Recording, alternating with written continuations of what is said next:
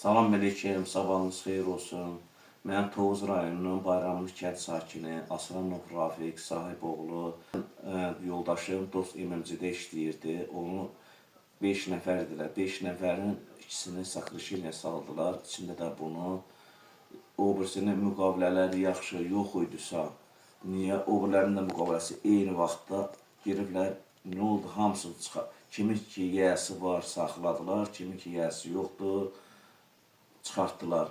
Xahiş edirəm, bax, özüm də bu sıfatda 2 dənə az yaşlı uşağım var. O da fəhləliyə səhər çıxır, axşam gəlir, mənim istəyimlərimdir, mənim yeməyimdir, uşağım məktəbdən gəlib yeməyidir, əynini paltarıdır.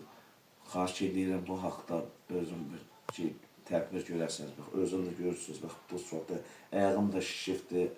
İmkan dərdindən, imkansızlıq dərdindən əməliyyatıma gedə bilmirəm. Xahiş edirəm, qurban olamsa, bu işdən maraqlanasınız. Mən Azadlı Bayramlı xətmankör işləyirdim, telefonda, rabitədə işləyəndə. Əllərimdir, bu ayağımdır. Bu sıfatda ayağımdan da infeksiya veribdir. Cənab nazir gəlmişdi, məhkəmədə də oldum, prokurorluqda da oldum. Mümkün olmadı. Axırı Rəşad Məliyev Tovuza gəlmişdi. Tovuza gələn vaxtları mən getdim, onun qəbuluna getdim.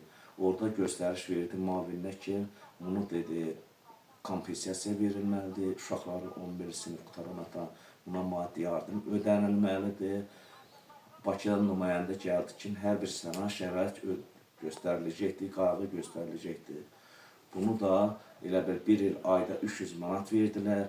Bir də apardılar uşağımla məni Gəncədə müalicə elətdilər. Belə müalicə ki, 1000 manat pul vermişlər, onun verdiyi pulun üstündən öz həkimə, iynəsinə, dərməninə müalicə elətdik.